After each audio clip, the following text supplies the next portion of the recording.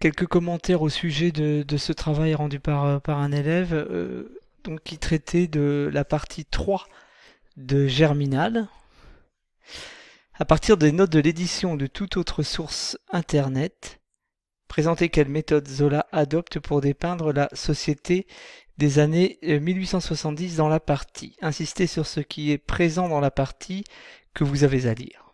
Donc, bien entendu, la partie 3 était à traiter prioritairement et il fallait également s'aider de sources internet et du dossier de l'édition utilisée, notamment pour ma part j'ai sous les yeux l'édition Livre de Poche. Et dans cette édition, la partie 3 commence à la page 169 et elle commence, si je suis l'ordre des notes de cet apparat critique, je constate que dès la première page de la partie, page 169, nous avons une référence au livre du docteur Boiens-Boisseau pour la description de l'état physique d'Étienne. Donc voilà une source utilisée fréquemment pour l'écriture de Germinal par Émile Zola.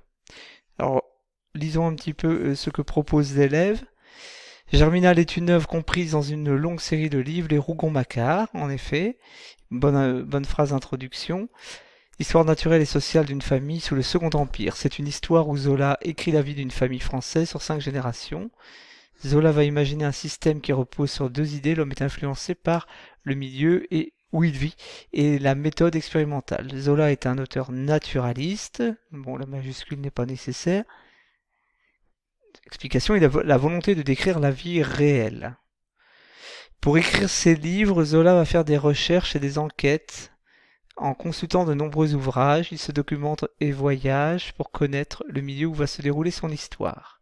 Ainsi, pour Germinal, il se rend à Anzin, en effet, en 1884, au moment des grèves, et descend même au fond d'un puits pour avoir le ressenti des galeries et des machines. Donc, toute cette partie est intéressante, même si nous n'avons pas de lien établi entre le point de méthode, le procédé zolien et un passage précis comme celui que je viens de trouver à la page 169. Donc là, la descente des galeries, elle concernerait davantage la première partie, la première descente qui étonne tant et effraie tant Étienne Lantier. Il descend donc même au fond d'un puits pour avoir le ressenti des galeries et des machines. Cela va lui permettre de décrire précisément la vie des mineurs et de les défendre pour que leurs conditions de vie changent. Voilà. Bon. Dans la troisième partie, donc l'élève a la bonne idée de changer de paragraphe. En effet, c'est comme le procédé au cinéma d'un zoom, c'est-à-dire que nous partons des considérations générales à la partie en question. Donc si nous rédigeons le numéral, nous allons l'écrire en toutes lettres. Dans la troisième partie que j'ai eu à étudier, nous pouvons voir les éléments que Zola a pris du réel pour mettre dans son œuvre sur plusieurs thèmes. On a un problème de construction de la phrase. Je proposerai pour les insérer, pour les intégrer à son œuvre, la vie quotidienne, les risques pour les mineurs et les salaires. Là, l'idée est excellente, c'est d'annoncer un plan. Et ce plan va être suivi, on reconnaît bien les 3 paragraphes. Le dernier est en 2 parties. Bon. Alors, on constate d'ores et déjà que les numéros de page sont indiqués et que les exemples sont précis. Pour la vie quotidienne, Zola décrit très précisément la journée de la fête de la Ducasse de Montsou. Troisième partie, chapitre 2. Donc là, en effet, inutile. Comme nous travaillons, l'élève ne travaille que sur la troisième partie, on se contente de chapitre 2. C'est le dernier dimanche de juillet, page 177 du document PDF. Dès le samedi soir, les bonnes ménagères du coron avaient lavé leur salle à grande eau, un déluge, des seaux jetés à la volée sur les dalles et contre les murs. Et le sol n'était pas encore sec, malgré le sable blanc dont on le semait, tout un luxe coûteux pour ces bourses de pauvres. Page 177. Donc là, la citation est un peu longue, mais en effet, la description précise est illustrée par cette citation.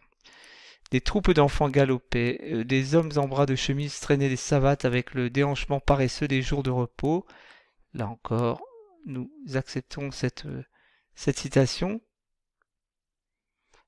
Donc, d'autant qu'elle est également située dans l'œuvre, page 178. Peu à peu, cependant, le coron se vidait, tous les hommes s'en allaient les uns derrière les autres, tandis que les filles guettant sur les portes partaient du côté opposé au bras de leurs galants. Page 179. Donc, là, nous voyons que l'énumération des citations, quoiqu'elle soit très pertinente, ne conduit qu'à cette idée d'une précision de la description. Et finalement, nous restons un peu sur notre faim, car il aurait mieux valu s'appuyer sur les notes de ce dossier du livre de poche, page 184, une ducasse pour montrer le plaisir des mineurs. Voilà la méthode, un point de méthode dans son carnet de premier plan, folio 119, Zola écrit cette proposition, une ducasse pour montrer le plaisir des mineurs. La ducasse est la fête patronale dans la plupart des paroisses du Nord. Alors, en effet, en quoi cela répond-il à la question?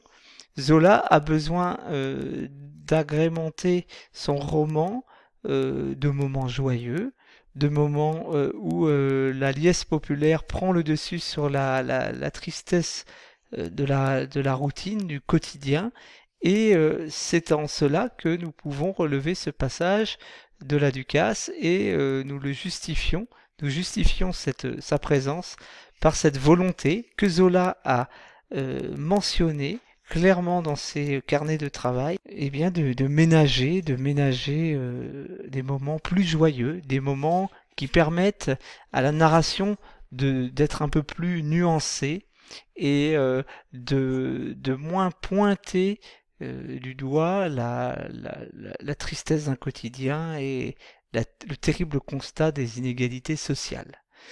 2 pages plus loin, nous avions également à la page 187, donc 3 pages plus loin, nous avions des notes sur Anzin. Zola précise dans ses notes sur Anzin, un autre document de travail, les jeux, les quilles dans les estaminets, une boule de 9 kg à poignée. Voilà des notations très précises qui ont aidé Zola justement à rendre cette narration si précise, si développée, si chatoyante et si abondante. Donc n'hésitez pas, pour les travaux qui restent à produire, à procéder de la même manière. Les citations seules du roman ne suffisent pas. Continuons, concernant les risques pour les mineurs, Zola décrit le risque, petite répétition, des éboulements et les blessures ou la mort qui peuvent en être la conséquence. Troisième partie, chapitre 5, surtout avec l'histoire où il parle des boisages qui ne sont pas bien faits et que les ouvriers vont être payés à la quantité de bois qu'ils utilisent. Là encore, l'élève fait suivre cette idée, cette formulation un peu maladroite d'une idée juste, de citations un peu trop nombreuses. Et là encore, l'élève devrait penser à évoquer le chapitre 5 d'une manière différente et en s'appuyant surtout sur la lecture des notes. Donc si nous nous retrouvons au chapitre 5, page 223, en effet, page 224 plus précisément, l'accident, le risque de blessure, de mort est évalué par Émile Zola dans son carnet intitulé Premier plan, folio 145. Je cite: « Il faudrait pour l'effet que l'accident fût produit par la question, cause de la grève. Question de boisage, évidemment. Ce serait un nouveau grief. » Vous voyez que l'enchaînement logique, la colère des mineurs va être justifiée par la blessure de Jeanlin. Et cet accident de Jeanlin doit permettre aux mineurs en colère de justifier celle-ci. Donc voilà le plan de Zola. Zola n'a pas cette idée au hasard, il y a une dynamique et un grossissement de la révolte ouvrière, et ce grossissement passe par cette étape. Il s'est inspiré, nous dit l'auteur de la note, de Simonin et des renseignements qu'il a notés à Anzin. Simonin est une des sources de Zola sur place, et des renseignements donc qu'il a notés à Anzin, c'est très clair. Les accidents de la mine ne sont pas purement fictifs, purement imaginaires, et ils s'appuient sur des témoignages locaux. Un dernier commentaire sur ce travail, au sujet de ce travail, malgré tout très rigoureux, donc au sujet donc de l'argent gagné par les ouvriers. Zola décrit comment les ouvriers étaient payés et comment cela se passait alors. Les ouvriers marchandaient l'endroit où ils exploitaient le charbon. Chapitre 1. La compagnie allait mettre aux enchères de nouveaux marchandages. Les tailles mises aux enchères se trouvaient à la veine Filonnière, dans la galerie nord du Voreux. Elles semblaient peu avantageuses, le mineur hochait la tête à la lecture que le jeune homme lui faisait des conditions. Mais les ouvriers étaient dans la misère, et Zola insiste sur le fait qu'ils ne pouvaient pas faire autrement. Et en effet, la négociation leur laissait peu de marge. La vente aux enchères est décrite par Zola, là, oublie une ponctuation, aussi le dimanche suivant allait-il aux enchères. Donc les enchères sont clairement décrites, et c'est au chapitre 1 que nous avons peut-être l'espoir de trouver quelques notes explicatives et qui nous montreraient comment Zola s'y est pris. Et en effet, les marchandages, page 183, nous avons la note suivante. Zola s'est longuement renseigné sur cette question des marchandages. Mes notes sur Anzin, folio 257 à 259. C'était une des causes essentielles du mécontentement des mineurs. Elle avait été l'origine des violences contre l'ingénieur en chef à Aubin. Voilà trois exemples de notes qui nous ont aidés à enrichir ce relevé de citation, qui n'était pas maladroit, mais peut-être qui devait... Qui ne peuvent pas constituer à eux seuls une fin.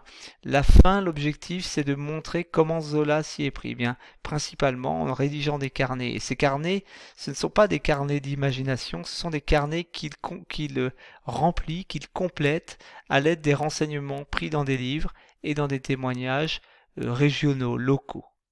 Voilà quelques points de méthode. Cela reste un très bon travail pour un niveau 4e, dans la mesure où l'élève s'est livré à un relevé de citations extrêmement précis et dense, et dans la mesure où surtout nous avons affaire à une suite de paragraphes très bien agencés et particulièrement développé. Voilà, il manque les sources précises, mais voilà, on touche au but avec ce genre de document qui est à peu près aussi bon que le précédent, quoiqu'il soit différent et qu'il présente des qualités d'un ordre différent.